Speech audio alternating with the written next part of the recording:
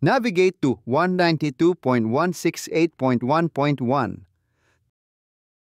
Type admin in the account field and the default password in the password field. Click Login.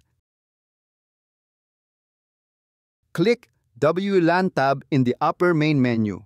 Change Wi-Fi name to anything appropriate you want. Change password to anything that you can easily memorize. Click Apply.